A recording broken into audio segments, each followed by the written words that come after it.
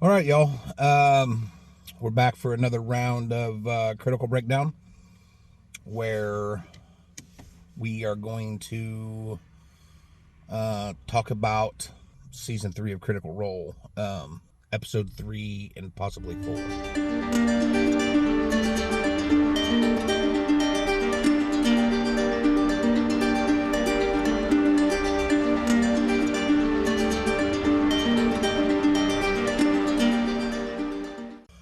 All right, y'all. We're back for another round of Critical Breakdown, where we are going to talk about, for right now, today, season 3 of Critical Role. When I get caught up with that, hopefully it's right at the time that the second season of the Legend of Vox Machina animated series is fixing to come out on Amazon Prime, and we can get into that. And then afterwards, we'll go back and cover the Mighty Nine first, and then if everything's still going well, and the channel hitter's still raging, and y'all are still happy with what we're doing, then we will go on to Vox Machina, the live play for Vox Machina, which again started about 2 years after their home game had started. And but still there was, I don't know, 130 some episodes of live play. So there's plenty of material here. Plus there's all the other stuff, the between the sheet stuff, the Vox Machina stuff, the panels from the different con stuff, the different interviews that they're in, all of that stuff will be in Critical Breakdown, but not in the same format as the episodic reviews or whatever they are. But that stuff there would just be talking about the cast and the crew to some extent, some of the crew. Right, so that's where we're going. Where we're at today is episode 3 and possibly 4. So I actually got a little bit into season 3 at the end of the episode 3 at the end of the episodes 1 and 2 video, and skip some things. So let's start there. After the fight with the furniture and housewares and stuff outside the bar, and then Bertrand Bell deciding that they had a spark or something in him that he thought probably that he could parlay into getting himself back into the good graces of not just Eric's Esterhaus, but also just I think probably just as a way to get back into the ranks of polite society. So they decide that they'll meet the Esterhaus. So they go back to his house. He explains that he's first he puts him to a test, and he gets out his cane. That, I mean, he's old, and he's a half orc, and he's getting older, and he's got a cane. But then all of a sudden he breaks bad and gets all much more dexterous than a fella with a cane ought to, and they fight. They all have a chance to show him a little something what they got, and he says, "Hey, okay, enough. I see you guys can take care of yourselves." So we passed that test. So now let's talk. And then so they talk, and Esterhaus decides that he'll give him a chance, almost despite the fact that Birdie Bell is the one there.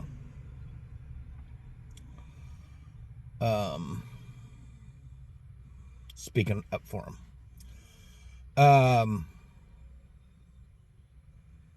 So he assigns them to go check out the Prudage fabrics, the materials, or whatever it is that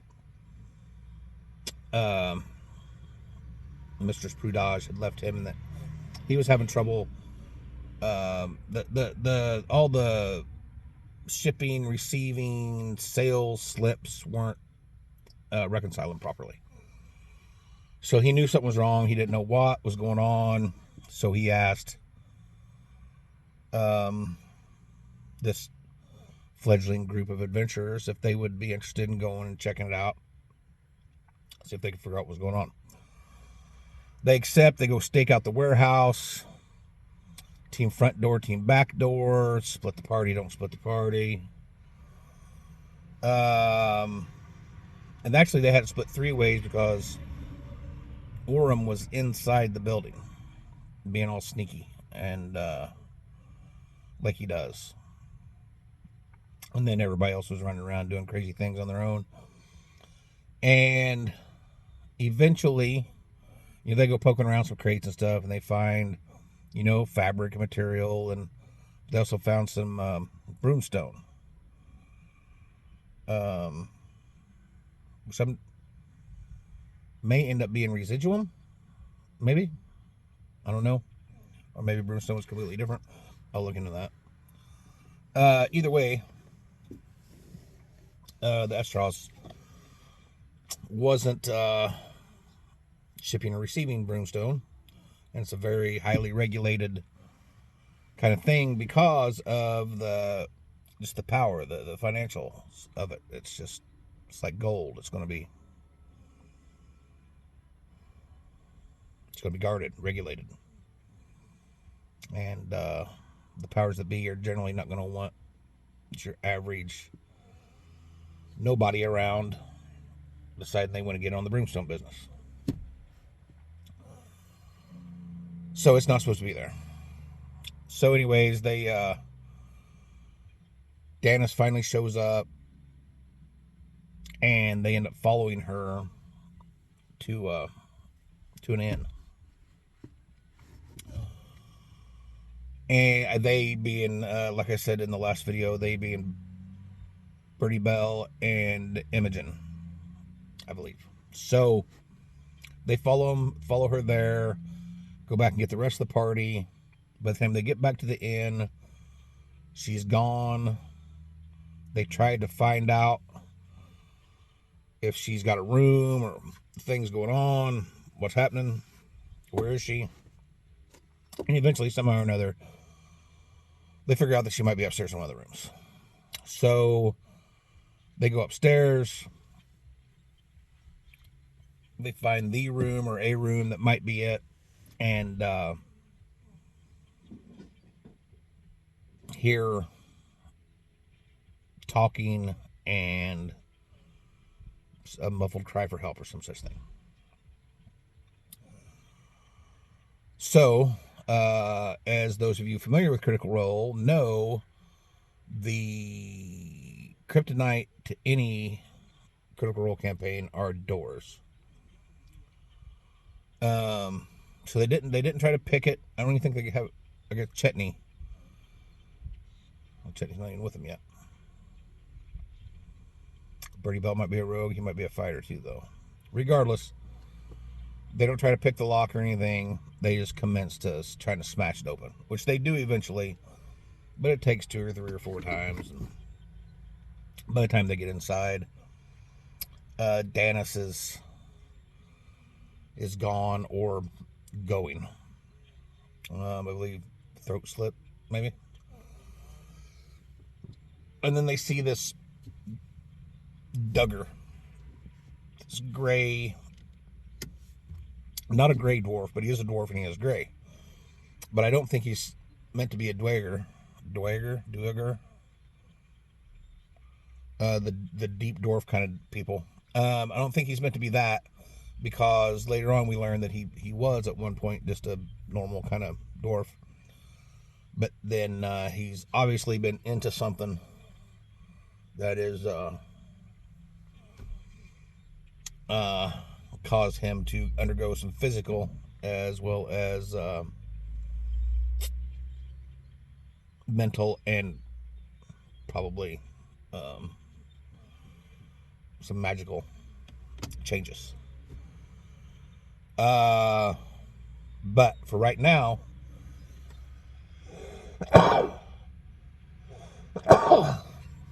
excuse me, it's actually winter here now.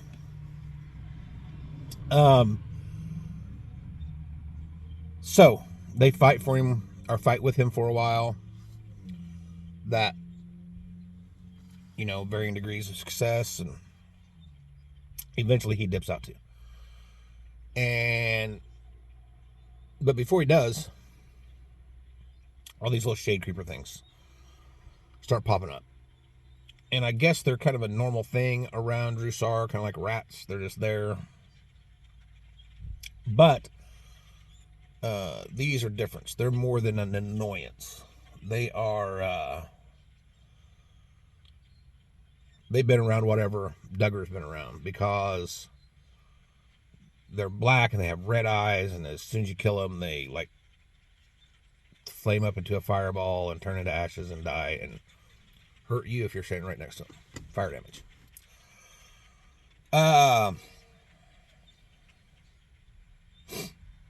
So eventually the combat comes to an end. Duggar dips, and the party spends a while trying to figure out where he dipped to. There's a alley out back with a balcony, that maybe that for a while, but eventually they discover a hole in the bottom of the floor, like the baseboard, or the bottom of the wall, like the baseboard, or in the floor. It's behind a cabinet. Whatever. It's back there. It's a hole. And they decide that that's where he's gone. But for him to do that, I mean, the hole's smaller than him. So, WTF, yeah? And Fern, who is a druid, wild shapes into a constrictor snake. A big yellow python, I believe. Although that I may have just made that up, but it's in my head that that's what it was. So we'll go with that anyway. So Fern's a big constrictor snake, and I think maybe Orm goes with down the hole. And I can't remember why they ended up turning around. Maybe it's because they're fixing to run out of rope and there's still no end in sight to this hole. And the hole's like going down. It first of all goes through like the walls, but then eventually gets to where it is like tunneling into the spire itself. And they postulate this going clear to the bottom. So anyways, they come back up, but not before, I think they dropped a coin to see if they could hear where the bottom was, perhaps. But anyway, that was it wasn't just a normal coin. It was a special coin that Dancer had given FCG. And I forget, it had some magical ability that was going to be handy.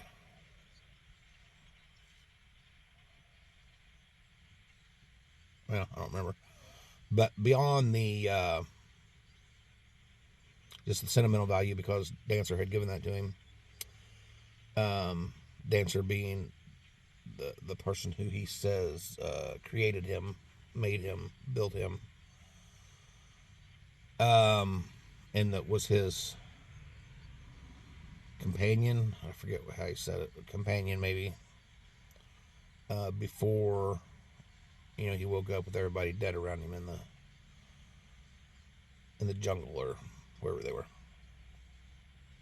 When Ashton found him, the mines or whatever. I don't know if we've ever gotten a story about why FCG and his cohorts were killed, why they were there. I don't know. But regardless, they were there. He woke up. Everybody's dead. Ashton finds him, and this is where we're at. But they lose the coin, and that's, it's kind of one of those funny as well dang it moments. Especially later on in this episode, or the next episode, or the one after that, when whatever that coin was would have come in pretty handy. The magical effect of that coin, that is. I'm sorry if I'm distracted. There is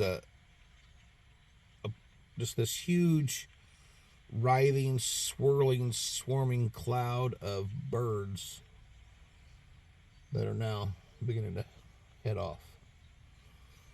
But I bet they're cold. There's still much more over there in those trees. But I bet they're cold. It's like 29 here today. And going to be for a minute. I mean, it's been cold and it's going to stay cold for a minute. So they say. So they best get to getting south of that way. Anyhow. So they leave that inn, wherever that was. I can't remember which one it was.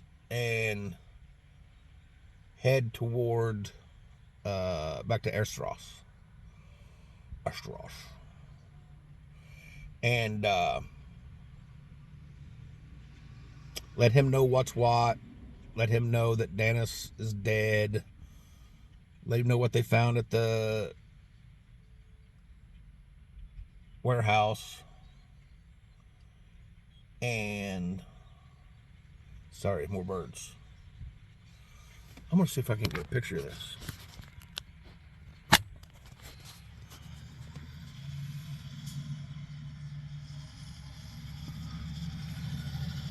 That's really just a small portion of them. Oh, you can see over there, there's a bunch in those trees there. There's some coming up there. There's more over there. It's craziness. Anyhow, sorry I got distracted. Let's see if we can get back on track.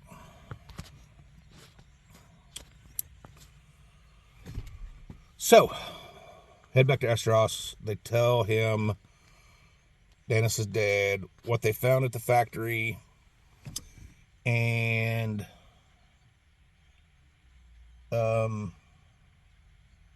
this was a very big, like, kind of linchpin in this campaign. One of those if-then decisions that's going to take the campaign in different directions, depending on how the party decides to act. So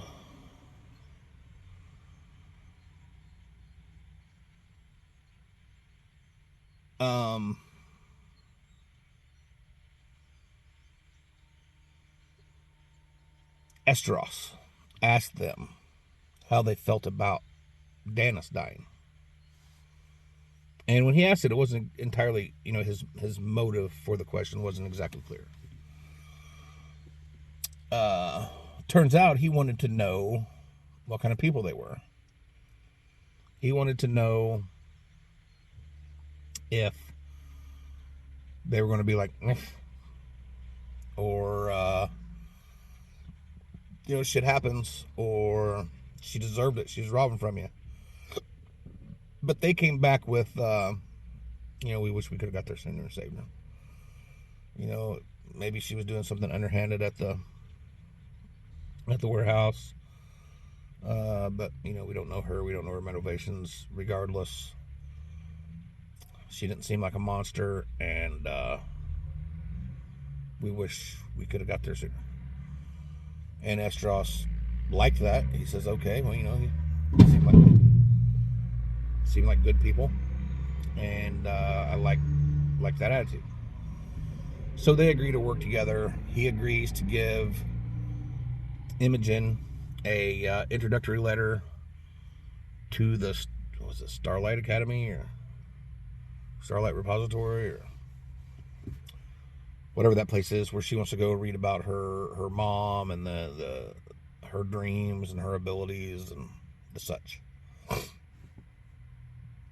And he says he'll write the contract up what do I call you all in the contract?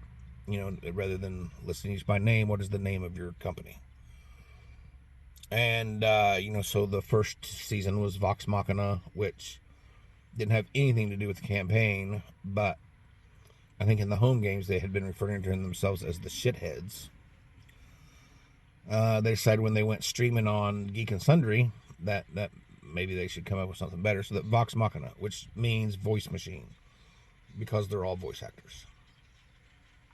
Great. So the second season was the Mighty Nine. And if you're not familiar, that is not like nine, like Nine. Rather, it is like nine, Nein, nine.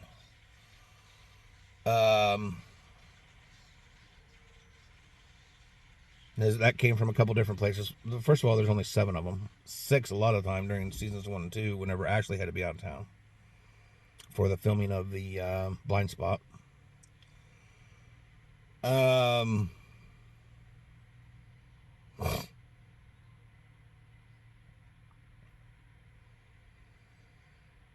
So it wasn't because there was 9 of them. There's only, even if you include Matt, there's only 8, and you wouldn't have included Matt in that because he's not a part of the adventuring party. So they were rolling a lot of 9s, and every time someone rolled a 9, it would end up being 9. And that turned into the Mighty Nine. And then this season, they struggled a while to come up with something. After Birdie's... Oh, we didn't get there. So that evening, after Esteros says, okay, I'll be your patron, as it were. You go about your business. I'll keep you supplied in gold pieces, and we can work towards some common goals. Also, Orym held back and talked to him about the reason that he's in Jusar to begin with, which is, of course, after I think he's after Almar and Tressie, who, well, maybe that's not right. Regardless, he's there because of the craziness that went on at the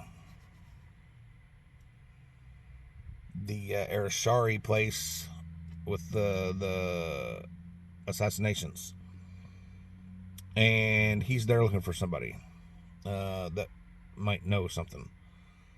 Maybe that was the Angerer.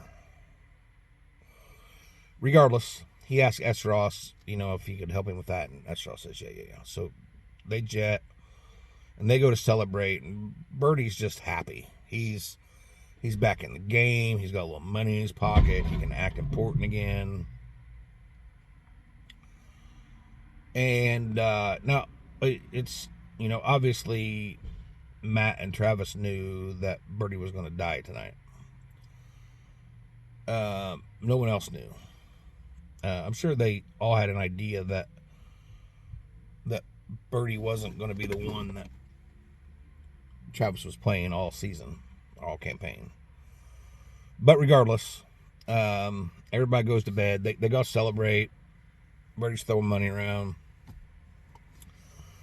He and Dorian kind of have a little heart-to-heart. Dorian says he's going to write him a song. And I believe Ashton and Dorian are the last 2 that are there with him. And Ashton goes off to bed, and eventually Dorian goes off to bed. And Birdie says he's just going to take a walk. It's early morning, 3 or 4 in the morning. Old man should be in bed, but nope. He goes walking just because he's high on life right now. He's, like I said, he's back in the game. He's going to be who he sees himself being again. He's going to get his self-worth back. And so I believe he dips into a alley to relieve himself, I think. And Duggar shows up and pokes Birdie to death. Pokes him to death. And so then, while this is happening, Imogen, who she's going to have dream things going on in this campaign, and has had dream things going on between episode 3 and where I believe they're on episode 40 right now. They just did episode 40 and are getting to take a couple of weeks off. So first of all, they don't film for Critical Role for whatever campaign they're doing the last Thursday of every month. They started this year. Just taking some time off. They're all busy. They're busier than they were when they started. They've got this whole huge production company going on now where they all have roles in that. They've also all got their own regular stuff where, you know, Sam and Ian are doing a lot of directing and voice work, and everybody else is doing the voice work, and Matt's working with WotC and all the different peoples. Marisha's, you know, she's the creative director, I believe, and so she's got stuff going on all the time. Laura does the merch. Liam and Taliesin do like the books and whatnot, the artwork, the comic books, the coffee table books. And Ashley is the president of their nonprofit. Who does that leave? Sam and Travis, I believe, do most of. I think Travis is the CEO of Critical Role of the company, whatever the name of it is, and I believe he and Sam kind of spearhead the animated series. Is that everybody? I think that's everybody. Anyhow, they're busy. So the last Thursday of every month they don't film. And this Thursday, this last Thursday of this month is Thanksgiving anyhow. But the 2 weeks running up to this, so we'll have this week. Today is the 17th, Thursday the 17th. I don't know when you'll see this. I'll hand this off to Bobby and he'll put it into the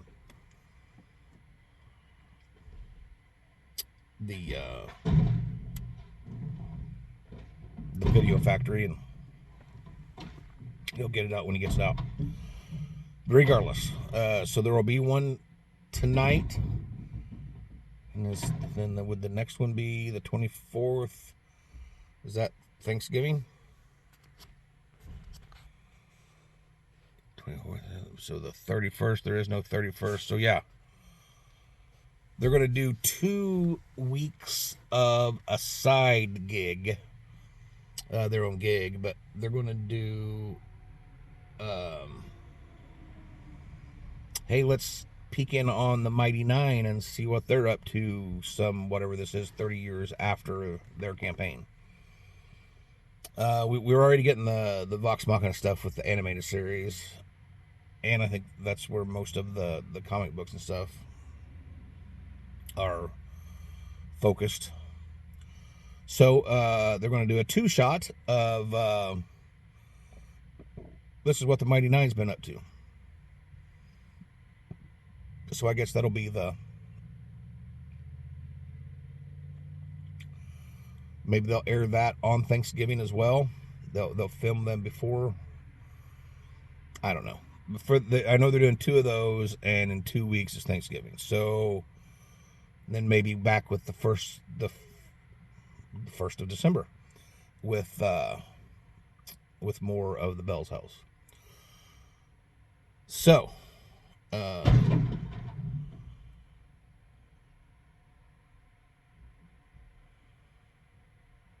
yeah, Esteros is down with them, puts them to work, tells Imogen he'll help her. They go to celebrate. Everybody goes off to bed. Birdie goes for a walk. Duggar pokes him until death. And then Imogen is having dreams. And she's dreaming about Birdie. So the next thing, she wakes Lauden up, and she's like, this isn't right. Dream is different. Something's wrong. We need, let's go Sir Bertrand. And they go beat on his door, and they can't find him. That wakes up some of the other people. Blah, blah, blah. They eventually bust down the door, and he ain't there. His bed's not been slept in. So they go looking, and they find him. And they bundle him up and take him to Estos. And again, this is still very early mornings before much is happening, so they just, kind of got him tossed over his shoulder and just lugging him across the bridges to Estos. And they get him there. Estos agrees to send him to Whitestone on his dime. I think Whitestone is where he was from originally, or else he has people there he knows, or they send him to Whitestone.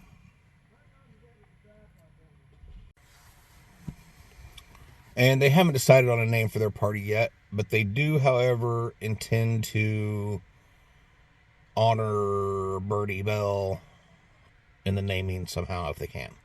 Which they do eventually figure out. Bells, Hells. I immediately was on Hell's Bells, just because that's what the saying is.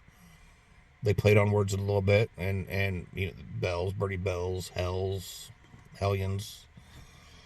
Okay, well, good. Bells, Hells it is.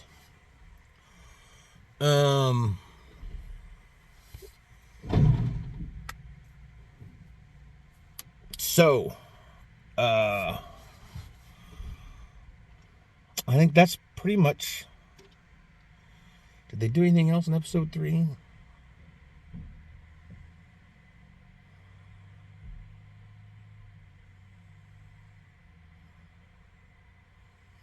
They did try to track down some information on Duggar, so they went to this bar where he was. Oh, well, first. No. First they went to the bar. And Dorian and Imogen found this drunk guy sitting in a booth at the bar who knew Duggar.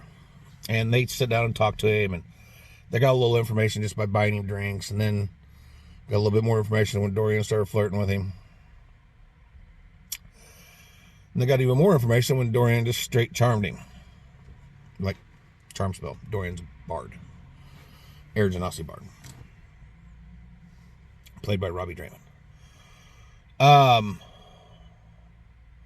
So they got the information they wanted from him and left him enamored with Robbie. Or rather, Dorian. So, they take this information. Estos has told them that. Sorry about that noise. Has told them that there's a faction, an organization in town who he thinks are, a good faction, kind of a Robin Hood kind of group. And, he would like to low-key, help them, help them, as it were. And,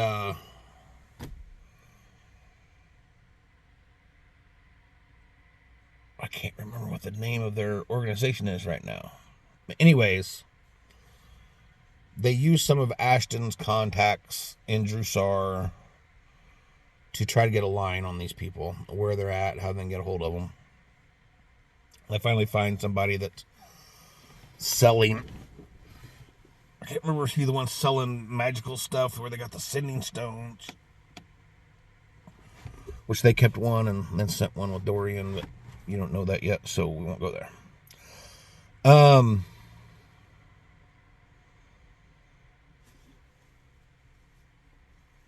remember if it's the magic stuff or but they also got some healing potions in, I believe, too.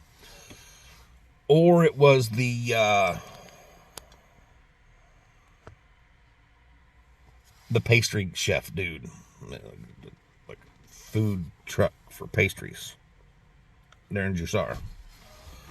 And he's real super shady, but he eventually tells them, where the people are they're looking for, and this phrase to say when they get there,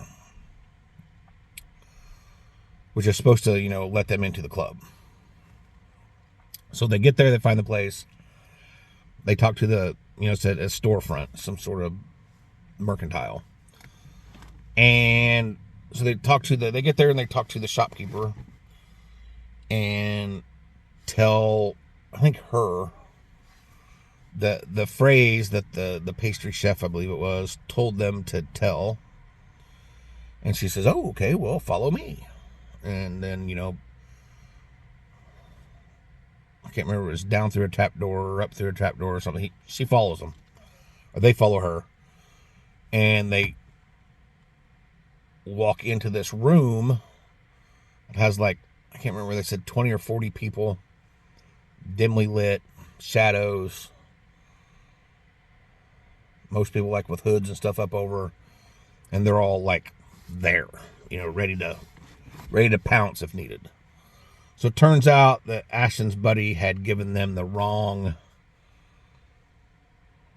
call sign, the wrong passcode.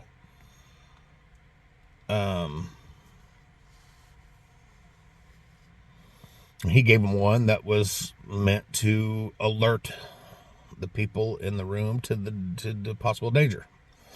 Now maybe he gave them the right one. Maybe he gave them the one he wanted to, regardless.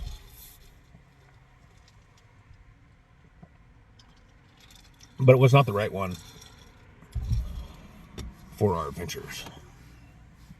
But they eventually work all that out, talk it all out, and come to an agreement where, yeah, you going about your business. This is the group talking to Bell's Hells. Y'all going about your business. We'll keep an eye on you. If you turn out to be shady, we'll kill you. If not, then maybe we can work together. Before that, the lead dude says that he needs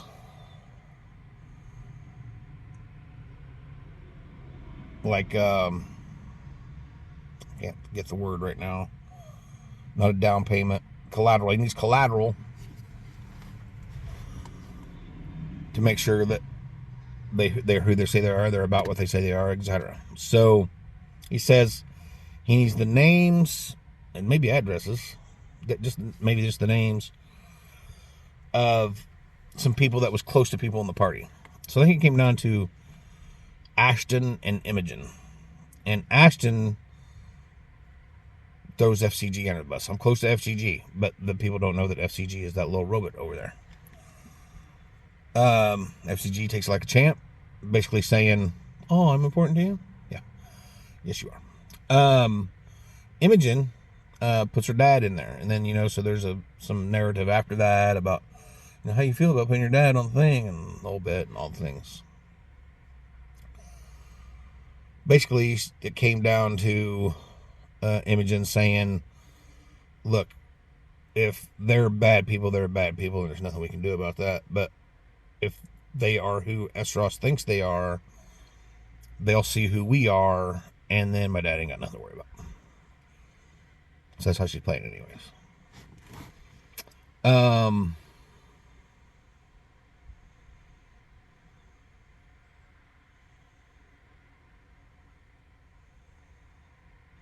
And I believe that is about it for episode 3.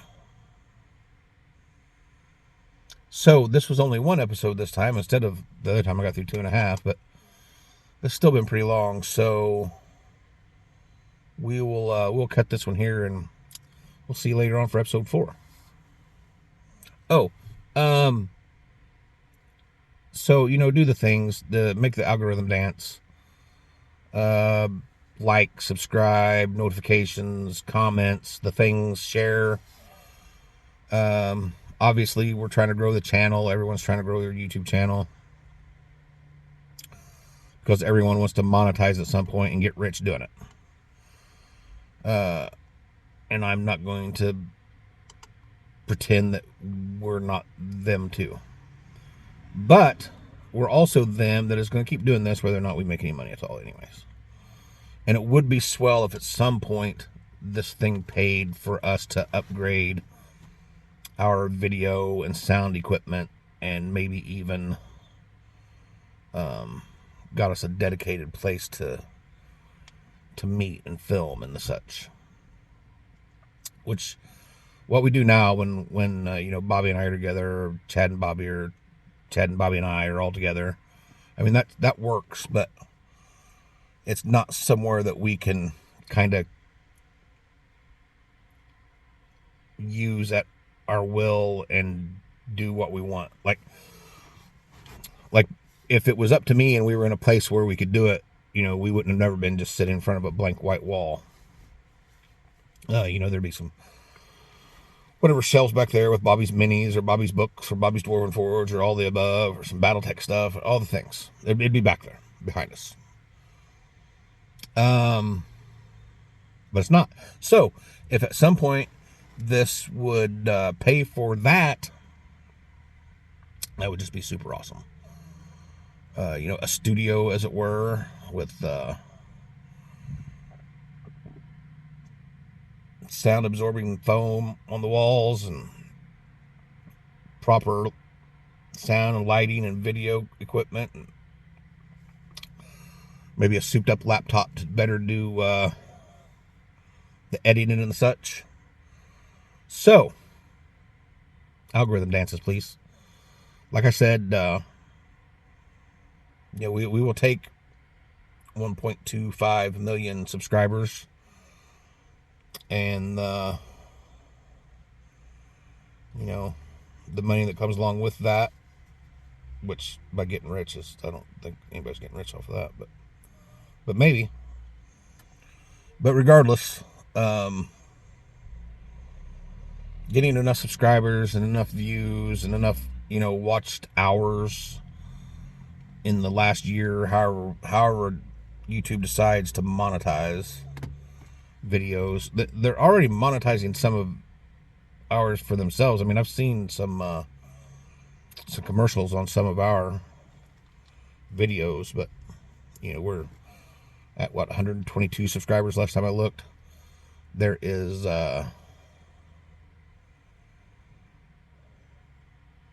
there's no monetization going on for us at 122 subscribers.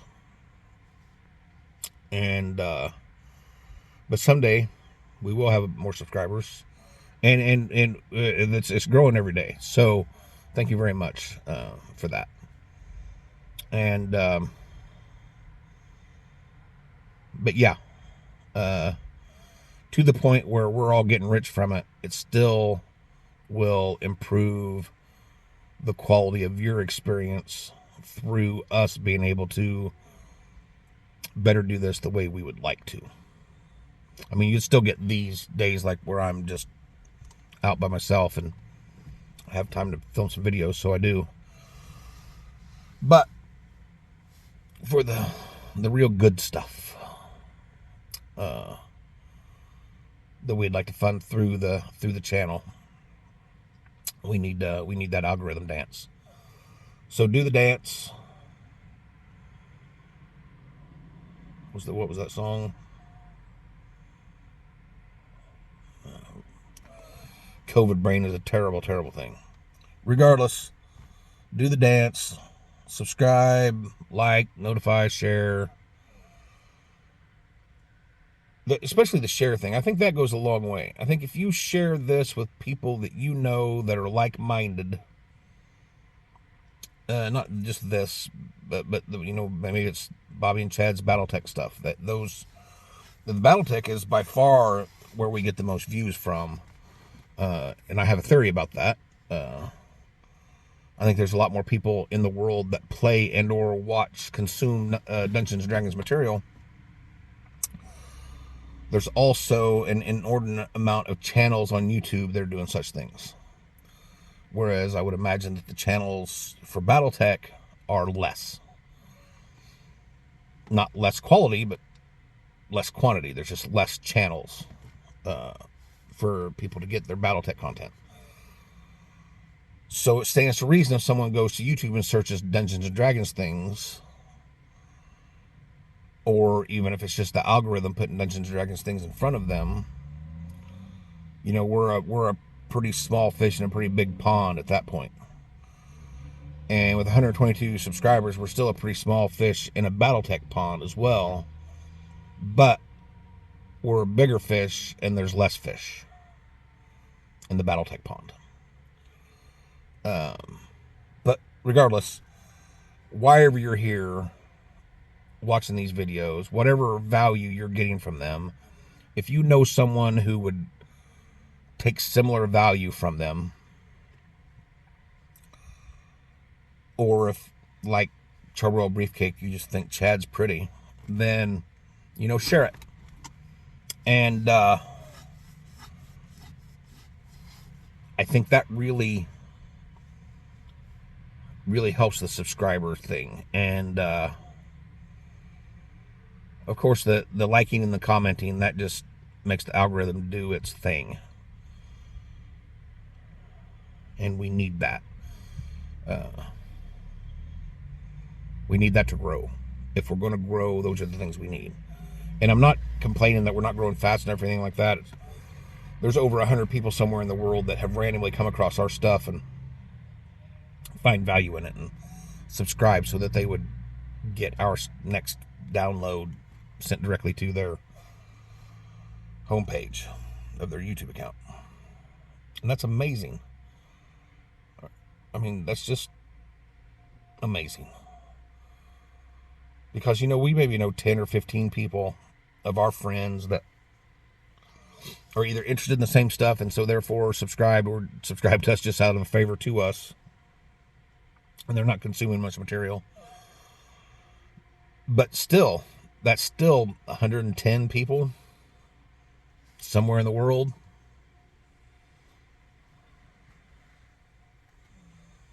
that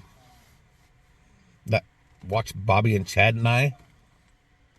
I mean, we've already agreed that Chad is pretty. But you know what I mean. It's amazing.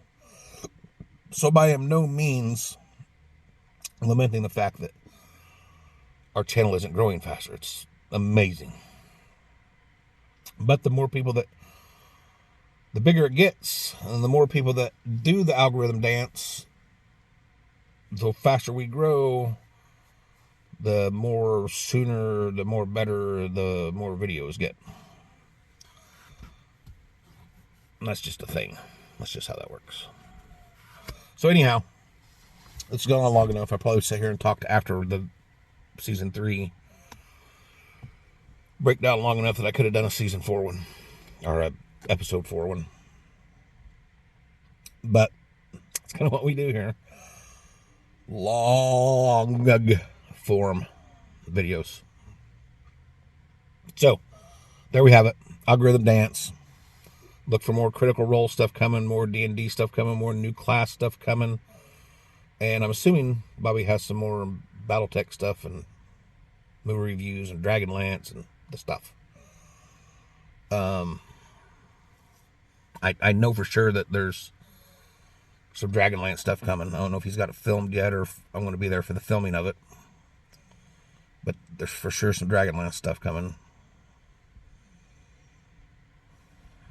Some movie review stuff. Franchise fix stuff and the such.